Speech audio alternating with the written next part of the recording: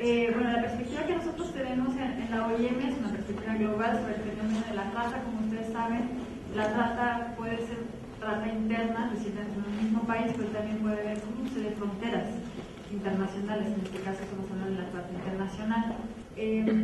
Nos enfocamos sobre todo en el bienestar físico, mental, que esa parte es muy importante, muchas veces se nos pasa, el bienestar de la persona, pero también de los familiares que están, o de la comunidad. Muchas veces se nos olvida, cuando atendemos a las víctimas de trata, pensar en atender también a los familiares que se quedan o que están en los países de origen, ¿no? Esa parte siempre se nos va, pensamos en la persona en sí, pero se nos olvida todo el contexto familiar y las redes sociales, ¿no? Entonces también tenemos que pues, abrir un poco nuestra mente y nuestra visión, las acciones que tenemos en materia de asistencia. En este programa de trata lo que hacemos es asistir directamente a las víctimas, pero también tratar de construir redes, dar capacitaciones a los funcionarios públicos, en fin, buscar como sustentabilidad a nivel interinstitucional para justamente crear políticas públicas en materia de trata. En cuanto a edades, vemos que la mayoría también de las víctimas son menores de edad, menores de 18 años, sobre todo tienen entre 15 y 17 años, son adolescentes. Muchas veces es más visual o más visible, en todo caso lo hacemos más visible en los medios, por ejemplo, la trata con fines de explotación sexual. Cuando analizamos las estadísticas de los casos atendidos en OIM México, vemos que la gran mayoría de los casos fueron víctimas de trata laboral. Tenemos casos específicos de niños guatemaltecos que son traídos por grupo, por ejemplo, entre 8 y 10 niños, acompañados por 1, 2 o 3 adultos, y que viajan de alguna comunidad específica de Guatemala, los traen para vender chicles, para estar haciendo labores de mendicidad, por ejemplo, en las calles del sur del país. La trata realmente es en el contexto de los abusos cometidos en contra de los migrantes. Por ejemplo, alguno de los abusos puede ser el secuestro de los migrantes, como lo conocemos aquí en México. Tenemos otro grupo, que es un poco más específico, de migrantes que son explotados porque trabajan en condiciones muy precarias, no reciben un salario digno, trabajan, no duermen bien, horas excesivas, etc. Y en el grupo, justamente dentro de este grupo de migrantes explotados, ahí se encuentran las víctimas de trata. La trata realmente lo podemos definir esquemáticamente como un proceso en 3 fases. La primera fase es el enganche, el reclutamiento de la persona, ¿no? Que puede ser a través de medios violentos, el secuestro, el rapto, por ejemplo, pero también por medios mucho más sutiles. Entonces ahí estamos hablando del engaño, de las falsas promesas de trabajo. Por ejemplo, en Tlaxcala lo que se da ahí en Puebla es el enamoramiento de las niñas, ¿no? De las adolescentes, para llevarlas mejor. Ahí estamos hablando de un traslado. Se saca a la persona de su medio conocido y familiar. Hay un aislamiento de la persona, un desarraigo, ¿no? Ahí estamos hablando del concepto de traslado. Amenazas de ser deportadas. Nosotros que trabajamos con migrantes, pues hemos escuchado muchos casos de estos. Como que, bueno, pues si te sales, está en la esquina el oficial de migración, entonces no te salga porque yo lo conozco y te va a regresar y va a ser peor para ti. Amenazas de ser revendidas en condiciones peores. Estás mejor conmigo, ¿no? Entonces mejor quédate, porque si te sales, quién sabe qué va a pasar. Eso es muy común, muy común. Luego la retención de documentos también. Bueno, me imagino que todos ustedes lo saben y lo visualizan perfectamente. La adquisición de una nueva deuda. Muchas veces viajan sin tener que pagar nada. No te preocupes, tú me lo vas a regresar con tu trabajo, y la deuda se va generando y generando porque se quedan encerradas.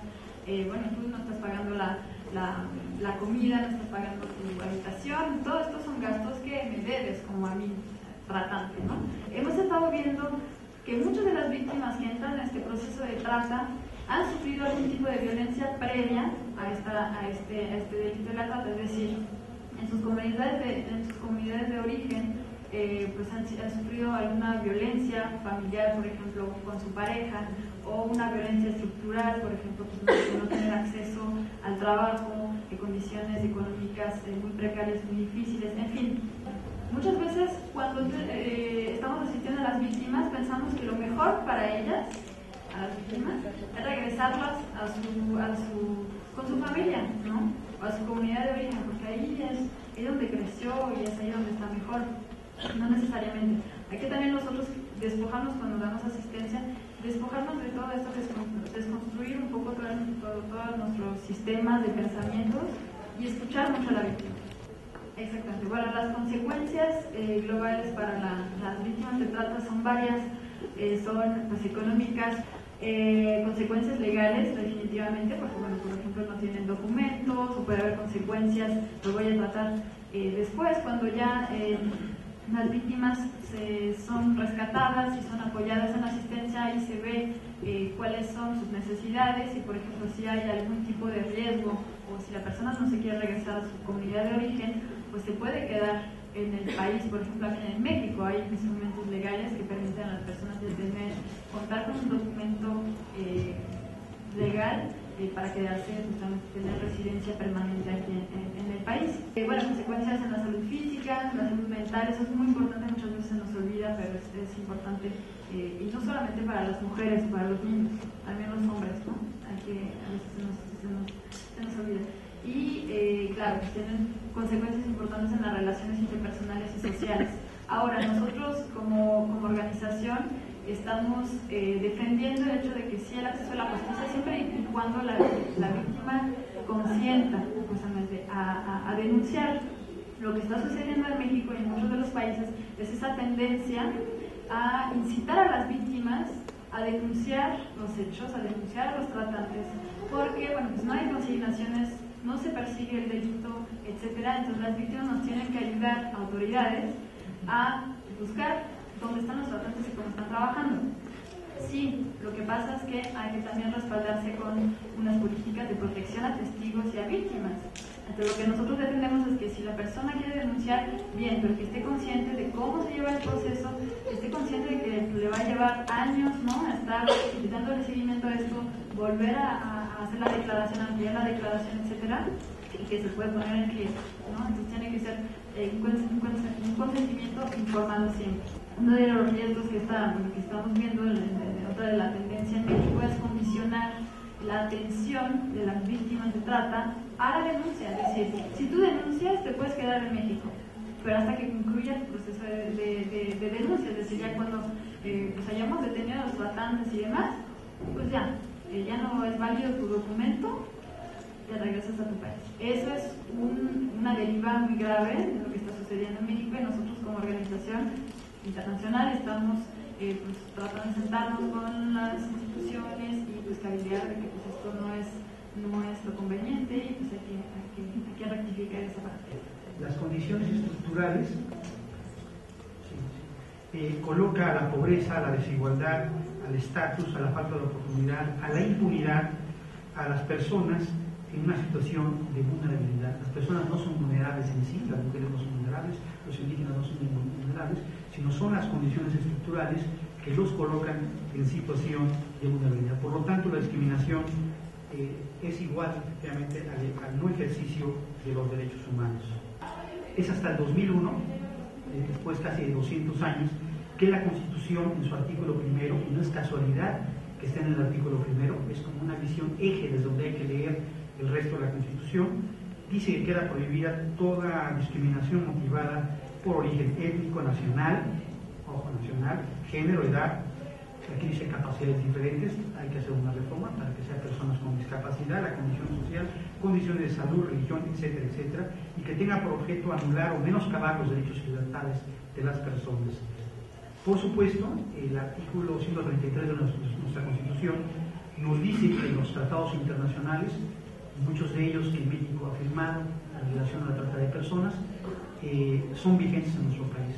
Solamente el 4% de nuestros jueces apela y hace uso de esos instrumentos. Hace falta un gran tratamiento de alfabetización a nuestros propios jueces para que la incorporen en la aplicación. El tema es que la discriminación está en el corazón de la cultura de nuestra sociedad, en el corazón de nuestras iglesias, en el corazón de nuestras instituciones educativas, en el corazón de nuestros medios de comunicación. Es el conjunto de actitudes y conductas que implican desprecio a otras personas, que poseen rasgos socialmente poco valorados o estigmatizados. En la manera en que nombramos a las personas, las empezamos a marcar. este concepto de ninis, el CONAVER por lo menos nos oponemos a este uso, porque es un concepto heredado de la sociología española que coloca en las personas como el tema de ni estudian ni trabajan, ¿no? Cuando en realidad son los excluidos, ¿no? Son los locos y las jóvenes excluidos del trabajo y de las oportunidades de estudio. Por lo tanto, marcarlas puede condicionar posteriormente su acceso y su ejercicio de derechos. De igual manera, es muy importante en cómo nombramos, ¿no? Personas, niños y niñas, mujeres víctimas de trata, ¿no?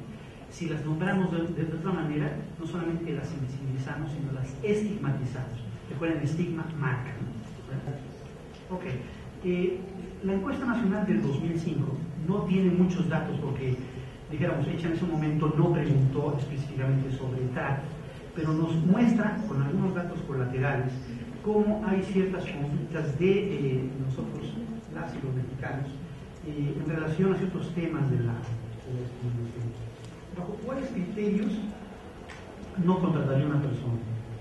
El 71.4% mujeres que se dedican a la prostitución, es el más alto, pero nos sorprenderíamos de ver cómo los y las mexicanas no solamente no permitiríamos que vivieran en nuestra casa, sino algunos estaremos dispuestos en esa proporción a organizarnos para impedir que a un grupo distinto al que consideramos normal cercano a nosotros se asentara en nuestra colonia. Bueno, muchos de ustedes han visto La Ley y el Orden, ¿no? Algunos domingos en las series. Y uno de esos programas detienen a un pederasta y antes de ser detenido se voltea y les dice a los investigadores: mi detención no significa nada, somos miles, no podrán con nosotros, somos una minoría que crece y seremos millones quienes reclamen su derecho a la preferencia al sexo consentido con niños. Hoy somos tratados como los gays, como la comunidad gay en los años 60. Entonces, yo a la vez que vi ese programa sí me preguntó, sí me cuestionó profundamente si efectivamente estábamos en un tema de debate solamente ético, un tema en el cual a lo mejor estábamos mirando con ojos conservadores este tema de las libertades, ¿verdad? Y realmente creo que leer el reciente texto de Lidia me ayudó muchísimo, ¿no? Porque ella dice la siguiente, que la sofisticación de las redes de pederastas ha hecho que adopten el lenguaje de lo políticamente correcto, que encuentren aliados inclusive en grupos que trabajan sin saberlo por la dignificación del trabajo sexual. Y ojo, en esta materia de discriminación, pues hay que considerar que las personas que están dentro de las redes tienen que ser tratadas con dignidad, ¿verdad? No tienen que ser maltratadas, pero de eso al tema de las víctimas, sobre todo los niños y las niñas, ¿verdad? El Estado tiene primera obligación de protegerlas. La discriminación es normal, ¿verdad? Que esa es la parte que sutilmente, digo, nadie lo dice así, pero nos comportamos de esa manera. Es normal que todos hablemos el castellano, es normal para que te desarrolles, ¿no? Que dejes de hablar una lengua. Dijéramos, es normal que tengas una familia con papá, mamá, hijos, ¿verdad? Entonces, la sociedad determina cómo deben ser las personas. Y todo aquel que se desvía de la normalidad pierde el estatus de igual. Por eso es muy importante que las políticas públicas tienen que ser mucho más focalizadas y específicas. Tratar igual a los desiguales profundiza la desigualdad. En ese sentido, los niños, niñas y personas víctimas de trata requieren políticas públicas diferenciadas para que efectivamente se generen condiciones de equidad. El modelo social, ¿verdad? Considera en este enfoque que no es la persona del gobierno, ¿verdad? Tú tienes que denunciar, tú tienes que aclararte, sino es el entorno, las instituciones las que tenemos que cambiar para generar efectivamente profundo cambio en las agendas políticas. Y de esta manera, las ONGs pasar de la asistencia, que muchos están, y es necesaria la atención, al activismo, dijéramos, político de demandas y de atención de las personas víctimas de trata hacia una postura de mayor empoderamiento, que un Estado democrático de derecho es aquel donde los derechos de las minorías y de los otros en situación de vulnerabilidad están plenamente garantizados en condición de equidad frente al resto de la población. Pensar que la democracia solamente son los derechos de las mayorías nos lleva a una visión muy limitada y empobrecida de la democracia. Queda a sus órdenes para cualquier pregunta.